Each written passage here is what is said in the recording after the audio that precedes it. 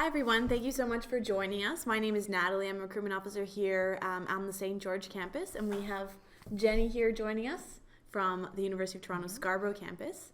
Thank you, Jenny, for joining us. Thank you for having me. It's great to be here. So we're really excited to get started. We'll answer all your questions, so make sure you post them on the chat. We just wanted to give you guys a quick update. If you're applying from here within Ontario, our home province, we give out offers in 3 rounds. So our first round is happening shortly at the end of February.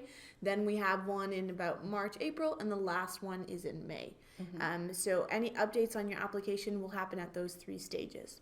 If you're applying from anywhere else besides Ontario, your offers are done on a rolling basis. So just make sure that you're checking status check, make sure that your application is complete, and we will go through any questions you have now, but please make sure not to submit any personal information on the chat. No application numbers. If you have any very specific questions, we'll post an email address. Our producer will post an email address on the chat where you can send more very specific questions that we'll answer. And that's where you can send your personal information. Anything else you want to add, Jenny? Though if you are specifically thinking about your February round offer to UTSC, our offers are actually out. Oh, that's exciting. So we can have some happy viewers right now. You could log into status check and see that you already have an offer in hand. So amazing. That would be pretty cool. Great. And if you haven't heard back, don't worry. Yes, exactly. There's still a lot more offers to go out. Yeah. Even for us, our Feb round is pretty small. Yeah. So again, don't stress. We are assessing you again in March and also in May if you are an Ontario high school student. Perfect. Wonderful. So if you do have an offer, congrats. If not, just sit tight. So we already have some questions here about co-op. So if a student applied to the co-op program, say in psychology, and they didn't get in, what would be the next step? Okay, so at the Scarborough campus, we have a lot of alternate offers of admission. So an alternate offer of admission happens when perhaps the program that you applied to is a little bit more competitive, say co-op. Okay. And maybe your marks aren't quite competitive enough to be considered for that competitive program, so co-op, for example. We will consider you automatically for an alternate offer of admission to the less competitive program, in this case non-co-op. Okay. So this is an automatic process that we do for every single student because ultimately our aim is to give every student an awesome chance to get a U of T offer. Yes. Yeah, we want to consider you for everything that you might be eligible for. That's so yes, the reasonable answer is yes. If we can't give you an offer to co-op, we will automatically consider you for an offer to non-co-op psychology. And in the case that a student doesn't get into the co-op program, what is the likelihood of them re-entering or reapplying for co-op maybe once they've started at University of Toronto Scarborough? So I can't give you a likelihood, but everyone has a second chance at the end of the first year of study at UTSC to apply again for the program that they were originally interested in. So if you don't get into co-op psychology on admission, you have an additional chance at the end of your first year of study to apply for co-op again. And what we'll be assessing are your first year courses, so the grades that you're getting in those courses. Okay. And in some cases, we'll also look at your level of engagement in your program of interest and on campus as well. But you do have that second chance. Okay. And if a student is it possible that a student will get admitted to a different category than what they've applied to? Yes, that's an excellent question. So yes, that does happen. So let me give you an example in terms of a hierarchy of offers and alternate offers. Okay. So say, for example, you applied to co-op management and you're not quite competitive enough for co-op management. We'll then assess you for non-co-op management. Okay. If you're not quite competitive enough for non-co-op management, or say maybe you're missing one of the prerequisites like calculus, we will automatically consider you for an alternate program category such as humanities and social sciences. Okay. So we'll basically assess your application for every possible option. Okay. That's good. So nice. Well, again, we want the best students from everywhere, and we want to make Exactly. sure that they get the right offer that's going to be a good fit for them. Okay. That sounds good. And so I know that some programs, specifically some of the ones that we've talked about already, like co-op management, have supplemental applications. Do you want to walk us through that process for the student? Okay, so for some of our more competitive programs, such as management or business, we do assess students on some additional information outside of their grades. And what we're trying to do is figure out whether or not the program that you've applied to is going to be a good fit for you in terms of your interests and your strengths. Okay. So for every program in the management area, so co-op management and international business, co-op management, and our non-co-op management program, we do require that you fill out a supplementary application. And that supplementary application is going to ask you questions about your interests. So why are you interested in the management program at UTSC? What are some of the skills and abilities that you can bring to the program? What are your extracurricular activities? Do you have any work experience? We're going to assess you on a more holistic level to get a picture of who you are outside of your marks. We also require a supplementary application for our co-op international development studies program and also for our paramedicine program. Okay. I think that's a good thing. I mean, I feel sometimes maybe you talk to students and they get a little bit nervous, but that's a really good chance for them to tell you or whoever's reading their file why they might be a good fit for your program. Exactly, yeah. So don't get nervous about the supplemental application. Think of it as a chance to sell the skills and experiences and the things that make you the best student for our program, that make you a really good fit for University of Toronto Scarborough and for whatever, management, international development studies, or paramedicine. Those are the three. And where do they find the supplemental application? So after you've applied, you'll get access to application status check through the Join U of T portal. So hopefully you already have that access. And we will show you a link, an application status check that will say supplementary application. You click on that link. Pretty clear? It's pretty clear, yeah. You click on that link and it takes you application? right to it. So if you are required to submit a supplementary application, that link will be in status check. However, if you've applied and it's fairly recently that you've applied and you've gained your joint access, it may take us a few days to update status check to indicate that you do require that supplementary application. Okay. So give us about 5 to 7 business days. If you've checked status check at that point in time and you still don't see it and you've applied to business or paramedicine or co-op IDS, give us a call. Okay. Let us know that there's something going on there. Okay. But if you haven't applied to any of those 3 programs, Yeah. you won't see a supplemental, and that's okay. Yeah, and that's okay. Perfect. So we talked about competitive averages for certain programs and alternate offers. How does University of Toronto Scarborough calculate those admission averages? So we have admissions ranges at UTSC like we do across all of U of T. So our ranges are calculated based upon last year's applicant pool. So how competitive was admission to, say, management last year. So when we say a range, we're usually talking for, let's say, co-op management, mid to high 80s. And that was what was a competitive average for our last applicant pool in the previous year. This changes year on year. So we enter each new application cycle, admission cycle, not knowing exactly what it will be. So I can never tell you, sure, you'll be safe with an 86. I can't give you that kind of guarantee. But what we always say is look at last year's ranges and always shoot for the higher end of that range, just in case this year's applicant pool is a little bit more competitive. Okay. And how are prerequisites calculated into admission averages?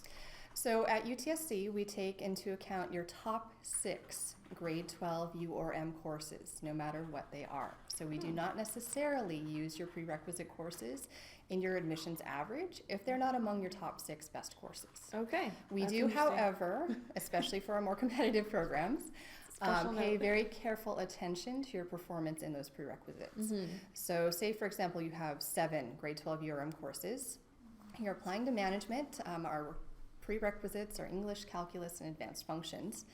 Maybe your calculus mark is, I don't know, you bombed it. You got a 40. Okay. But your other 6 courses are 90s. We would look at your other 6 and go, okay, that's a really strong admissions average, but you're applying to management and your calculus mark is a 40. Yeah. That's not going to work. It's not going to be you're going to have to take calculus again, and it's going to be a little bit harder than it was in high school. Yeah. We want to ensure that you're doing well enough in those prerequisites to be successful in your first year courses at UTSC. We ask for them for a reason. It means you're going to take them again. Exactly. So if you don't have the foundation, you can't really build a successful building after. Yep. So the prerequisites are there for your own benefit. Make sure that if the program that you're applying to has prerequisites, that they are some of your more competitive grades and that they fit with what you want to study. But overall top 6, which is pretty good. Yep. Yeah, great. So if a student is applying to a language program like French or and any other language that you teach at UTSC, are there proficiency tests to get into the program? So For getting into, say, our French program, so if you Okay. want to study French as a specialist or a major program, we do require at the high school level that you have grade 12 French. So there Okay. is that prerequisite requirement. We don't have necessarily tests that you establish. Okay, we don't have tests that are roadblocks to getting into certain courses, Okay. proficiency tests, but we do have proficiency tests that will help us assess your level in a particular language if you want to go into those courses. Okay. They basically help determine if you're going into a first year level course or a second year level course, Okay. and so on and so forth. Depending on your knowledge. Depending upon your knowledge of Yeah. the language. Okay. Yes. Don't study for those placement tests because you don't want to do really well on them and then be placed in a higher level. So I remember when I did the French placement test, I was a little keen and eager, and I did really well. And then once I started the course, it was a lot for me to handle, but there was nothing I could do, so I just had to play catch up. So just do it at the level that you're at. And I would also just, once you're admitted, get in touch with the department specifically, or your registrar, and you can ask those questions. Yeah. But usually more specific information related to your course happens a little bit later. Right? Exactly. Yeah. Exactly. Yeah, and UTSC does a fantastic job. I actually won an award for some of the materials that they send out to their new students because they're very creative. So make sure you pay attention to the documents that you're getting from them and you read everything, because you'd be Yes. surprised how many students don't read things. So read everything, next steps, conditions on your offer, and all of that, right? Yeah, we're going to give you everything that you need to know. Just take a look at it. So some students are asking about the co-op opportunities. Like, what are the types of co-ops that are available, or what type of placement students will be doing? This student specifically is asking for mental health studies. Okay. Well, just as an aside, we have over 50 different co-op program options at UTSC. So we have Good co-op amount. programs, I know, co-op programs in the arts, science, and business. So mental health studies falls under the sciences category. And we have over 700 different industry partners that we work with. So these are our co-op employers, and they're located throughout the GTA, throughout the province, throughout Canada, and also internationally as well. So you have hundreds and hundreds of options as a co-op student in the arts, science, or business for these co-op placements. A lot of our science students, especially in psychological and mental health studies, will go into hospital settings, maybe doing some clinical research, or they'll go into government ministries. There are lots and lots of different options. If you're not so interested in the clinical side, maybe working with the school board. We have co-op placements in TDSB, Ministry of Education. There are a lot of different options. What's really great about co-op is that you get to tailor your co-op experiences to what you're genuinely interested in doing, and they're all geared toward helping supplement what you're doing in the classroom. So a lot of it has to do with what you want to do. And if you're not sure about what you want to do, we actually have dedicated co-op coordinators in the arts, science, and business who are there to help you. They prepare you to go out onto your co-op work terms. They teach you how to write a resume, how to interview. They give you all the tools that you need to go out and get these jobs and That's figure out what amazing. you want to do. Yeah. So, And it's trial and error, right? That's why you have more than one placement, is to maybe you think you know what you want to do and you start the placement and you're like, no, I do not exactly. want to build a career on that. So it is a good time to test drive. But that's a really good point. I mean, you're not going to be thrown into a co-op that you have no interest in doing. Yeah. You're actually applying for the co-op positions and hopefully getting the jobs. Depending on how successful you are, you might get multiple offers That's to true. different co-op placements. But I guess that's a good thing as well, that it starts after first year, is because students have that first year to sort of navigate the area, Yeah. say, of mental health studies, Yeah. and decide, maybe I want to work in geriatrics, maybe I want to work with children or in education. It's true, and also in the more technical fields, having some of that coursework to back you up is going Yes. to be really important in the You want workplace to too.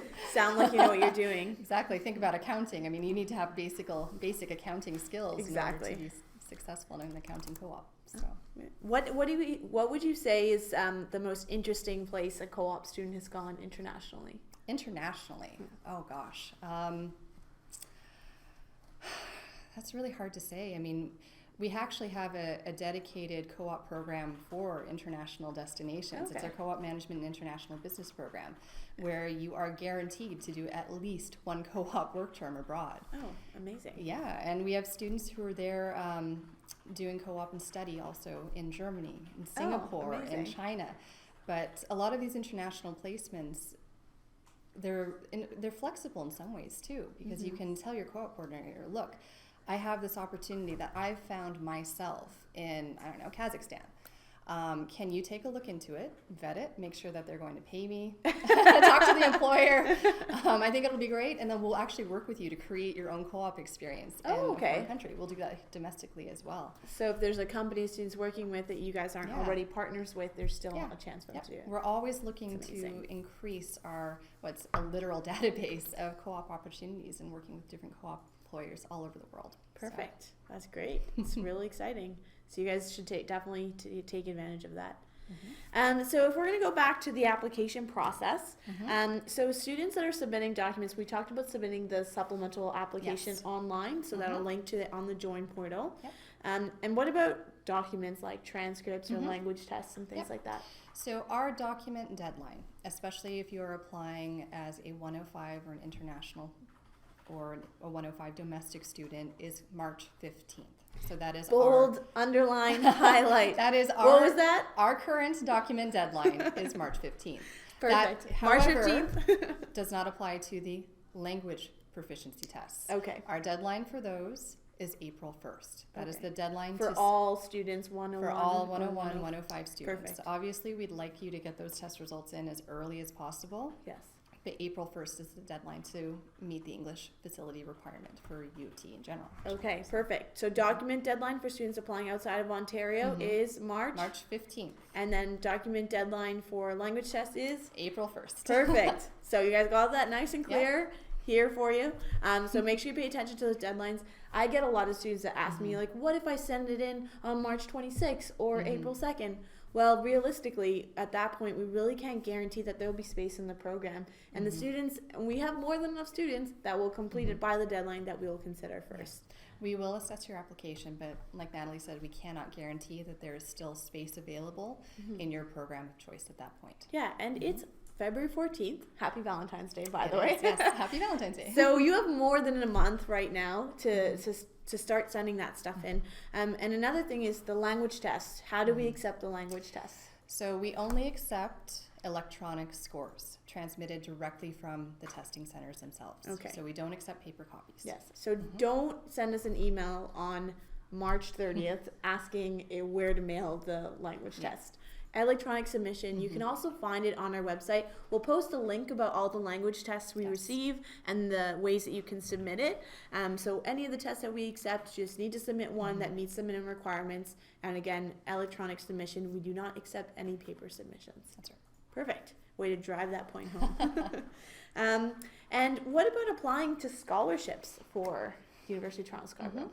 So what's really great is for Ontario high school students, we are considering you automatically for most of our scholarships. So we actually have a scholarship grid that we use to assess all students, and you'll get a scholarship based upon merit or your admissions average. Perfect. So they range from, I believe, 85% to 90 above, and I would recommend maybe we can post a link to that page. So we're going to post a link so to University of Toronto Scarborough scholarships? Yeah. Perfect. Amazing.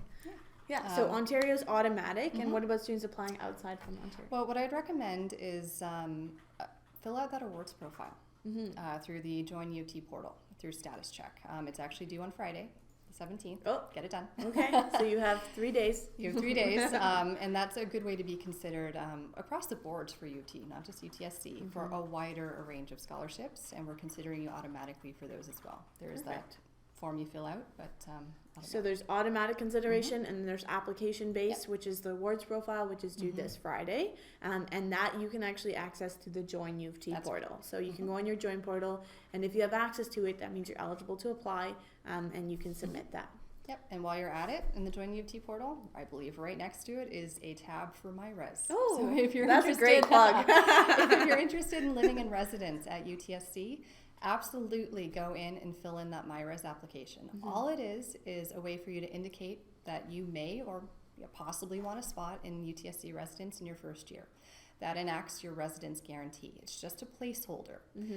Fill this out by March 31st. There's no financial commitment. Nope. So we're not saying if you fill this form out, you're definitely living on residence. It just guarantees you a spot, like Jenny said, to maybe think about it a little bit longer. Yeah, exactly. Right? Yeah, it gives you another option. I mean, sometime in the summer you could say, oh, well, I found a great apartment, or I'm going to share a basement with a couple of friends.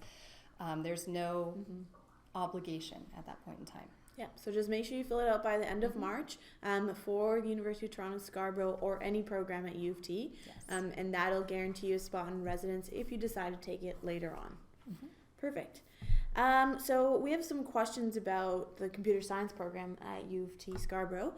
What makes it unique or different than the other campuses? Well, I would say the biggest factor that makes it unique is co-op. Perfect. So that is one of our very strong co-op programs at the University of Toronto Scarborough. It is a challenging program as well. It's also small. You have a lot of faculty support. I'm good friends with quite a few of them, so I understand how keen and dedicated they are to their students. Okay. You have great lab facilities at UTSC as well. Students spend a lot of time in the labs in our instructional center building, which is one of our newer facilities on campus as well. Okay. But co-op is the big one. You'll do 3 co-op work terms. A lot of our computer science students go on and do some pretty awesome things, and quite a lot of them actually have full-time job offers before they even graduate. Amazing. So So co-op, nice intimate size program, really dedicated faculty, and really good facilities. Yep. Perfect.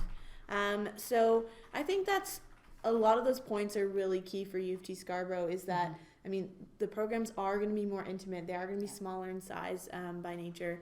And the facilities are developing and getting more amazing. We have like the Pan Am Center for that's right.